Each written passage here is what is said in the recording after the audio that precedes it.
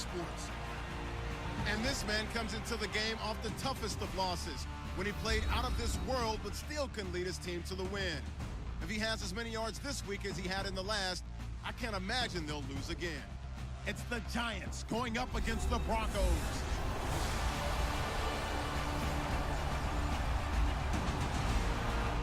Okay, Larry, we are located a couple miles west of the Colorado State Capitol building here in downtown Denver.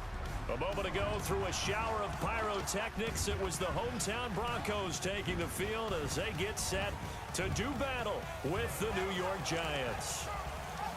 And hello again, everyone. Brandon Gaudin alongside Charles Davis. And, Charles, we look at this Bronco team. They come in with some fresh legs as they got the week off last week thanks to the early season bye.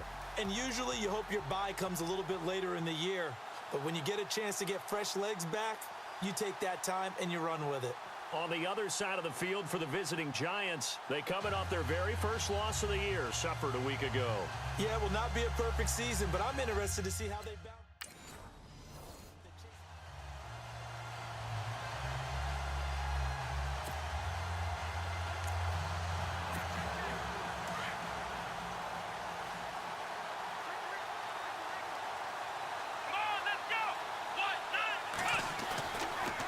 To throw now on first down. Flush to his right. Good coverage downfield led to him taking off, picking up the first down on a 13-yard run. First down and 10 now for the offensive group. Here we go. Back to throw here. Forced out to his left. Floating one, incomplete.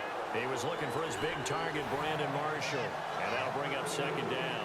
So we'll look here at the key inactives, and we got this list before the game down on the field. And they tell us the same thing every time, don't they? Next man up. No excuses. Be ready to play. That's the mantra of every organization.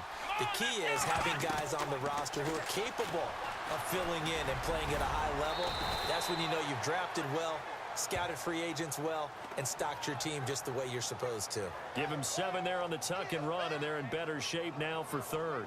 And we have to give credit to him for buying time and extending the play. But you know, there's some really upset defenders on that one. They thought that they had him. Instead, he was coated in Teflon and got away. Here we go. Looking to throw. And no escaping this time as he'll go down. They got him for a sack. Now that was just absolute perfect man coverage.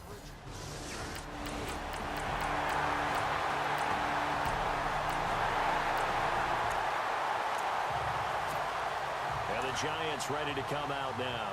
They punted last time they had it. What steps, Charles, you think they have to take to make sure they don't do that again? Well, let's just go to the football 101, the trade expression 101. Win first down.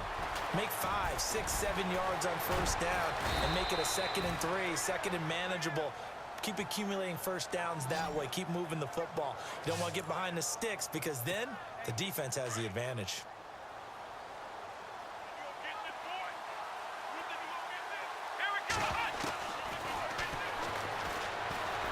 Flushed out right.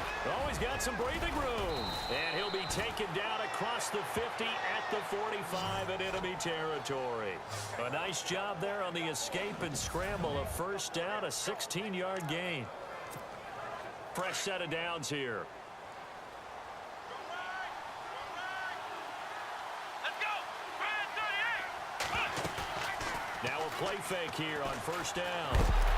And no escaping this time as he'll go down. They got him for a sack. How about that? One of the so-called little guys putting the pressure on. That was a strong safety. When I was in college, we often called that a lightning blitz. Now a shotgun snap as they'll look to throw. Oh, nearly picked. And maybe lucky there. This guy doesn't drop many defensively. Third down. Tremendous coverage there. Just did not catch the football and complete the interception. But what do they say all the time? If he had really good hands, he'd be playing offense. Buying time to his left. And here he'll be brought down a little shy of the 35 at the 36. That scramble good for 13 yards, but not good enough for a first down. It's fourth. Let's go. Out of the gun, they'll look to throw. Escaping the pressure right. And he gets it to the 32. Good enough for a first down. Now the offense going to use the first of their timeouts. They'll have 2 remaining as we step aside here in this first quarter. And here comes play number 6 on this drive.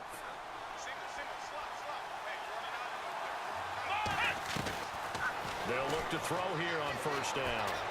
He'll let it go deep for Beckham. And nearly picked it off. He had a chance to come down with that in the end zone, but it'll wind up just being incomplete. I'm laughing to myself because I could just hear in film session. But, Coach, I was throwing it to Odell Beckham Jr. Of course I thought he was open. They'd love to go deep downfield to him, though. Such a threat. Yeah, a rare incompletion because most of the time we expect him to actually come up with the catch. And inside the 20 before he's brought down. And now before this first down play, we're going to get a timeout here. And that's their second charge timeout here in this first quarter. They're down to 1 remaining.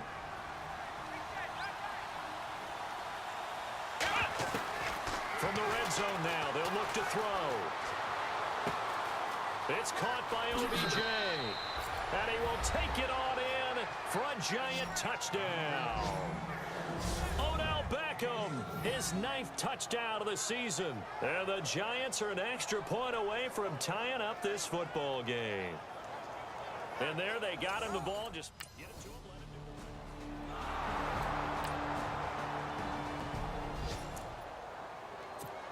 Here's the Giant offense now making their way back out onto the field. The last possession, these guys were able to tie the game with a touchdown. And now they'll have a chance to move out in front. Yeah, let's give a big assist to the defense who got the ball back. The special teams went out there, handled things. They've got it. This is caught inside the 15. And finally out of bounds down near the 10-yard line.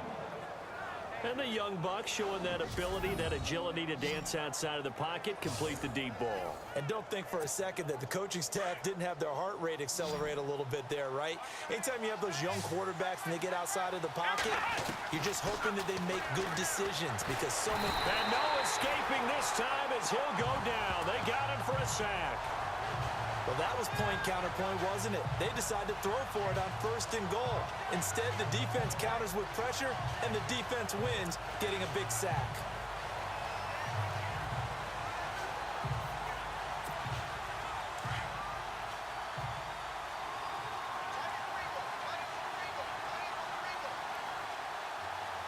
Here we go. Now a carry here for Orleans Darkwa. They stopped after only a yard, taking it down to the 14. Well, if the coaching staff's doing a good job upstairs, they'll file away what they just saw from the defense right there. They sold out to stop that running play. I'd say keep that in mind. They want to try that again, go play action, hit them over the top. A big play to start the drive got him in this position, but this defense has held firm since, and now it's 3rd and goal. He'll look to throw. And the stop will come inside the 5 at the 4. So a minute 55 to go in the first half. Back to Denver right after this.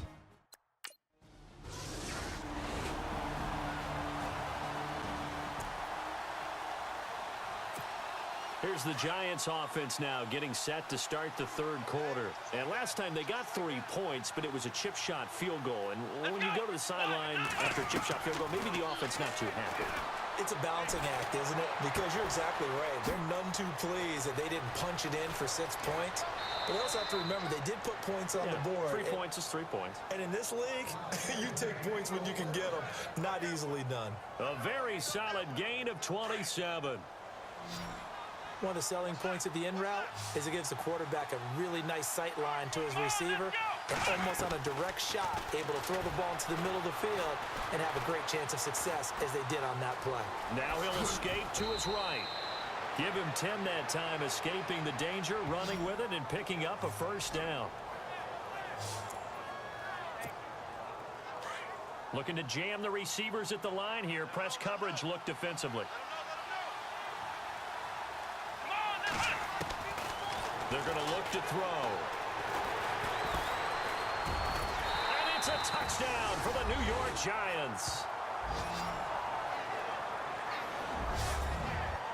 Always important to get the first score of the second half. Now you start to pull away a little bit and get some breathing room going. And now we find out about the fortitude of the group that's behind.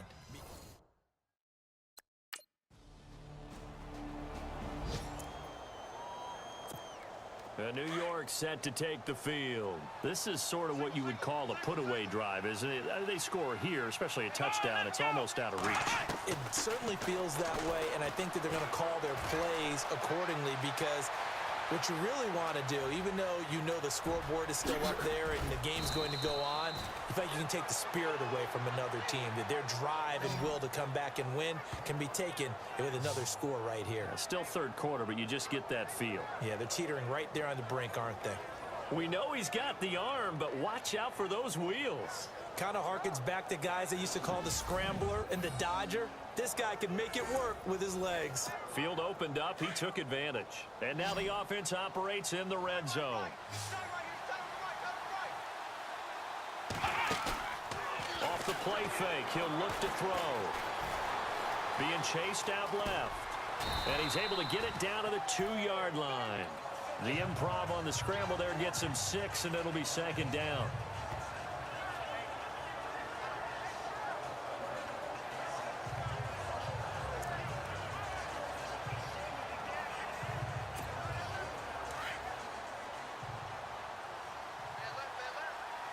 They come out 5 wide, 3 of them to the right side. Second and goal as the offense looks to try to punch it in. Eluding the pressure right. They lost 4 there, and it's third down. A big play to start the drive got him in this position, but this defense has held firm since, and now it's third and goal.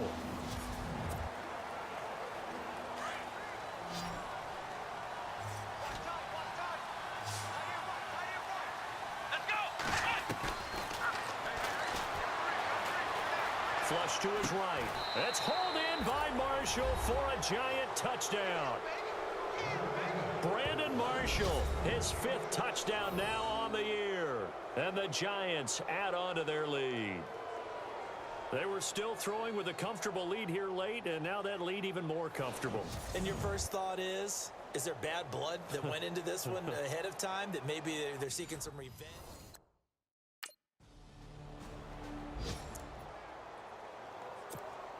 New York set to take the field. They had the double-digit lead at halftime, and they have continued to roll. They're hard to stop right now. I think what we're seeing is an example of a team that has it figured out in this ball game.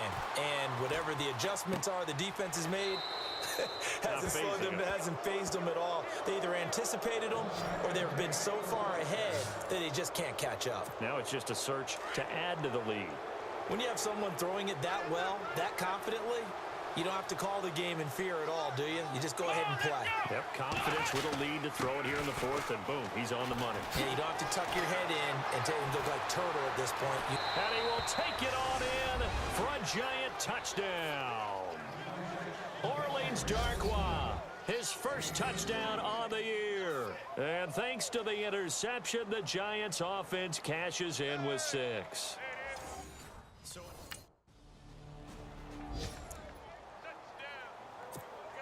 New York set to take the field. And this game comfortably in hand. The scoreboard speaks for itself, but you still got your starting quarterback out there. When you go to the backup, let him get some time. And that's one of the great questions in the NFL, Brandon, because I'm just going to tell you, in the 2015 season, I commentated on 3 games in a row that were blowouts. And in none of them did the starting quarterback ever come out of the game for the team that had a big lead. And in each instance, I asked the coaches later on, why didn't you do that? And they all looked at me and said, just don't really do that in the NFL. These guys play, and we just play them all the way through. Now, in certain situations, they will take them out, but for the most part, they're not. This is caught inside the 15. Touchdown, Giants. Sterling Shepard, his 5th touchdown now on the year. And the Giants have got it on cruise control. And now we've hit that stage of the game, partner, where one of our predecessors, one of the great commentators of all time, he used to sing in this situation when this game appeared to be over. And New York set to take the field. And Charles, in a very one-sided affair, I think we reached the point in the broadcast where we may have some filling to do, right? Yeah, I think you're right about that because we got to try and keep people around. We don't want them to change the channel. Stay with us in this game. Is that Ben Ramsar? Are you hearing from Ben on the headset here telling us stretch this thing out a little bit? Get some talking points. Dig them all out. That's what you get. A big-time producer. Keep them here. Offense staying ahead of the chains here, 2nd and 3.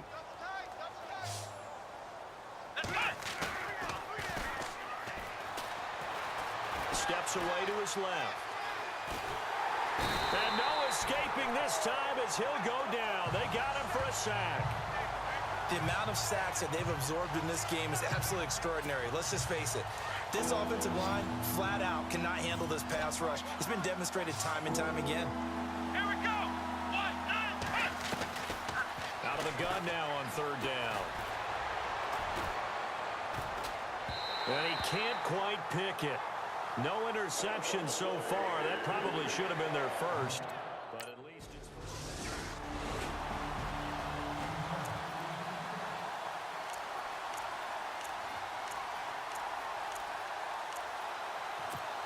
The Giants offense now, they get ready to head back on the field. They come into enemy territory, and I don't care what the matchup is in the National Football League. You're up like this late in the game on the road.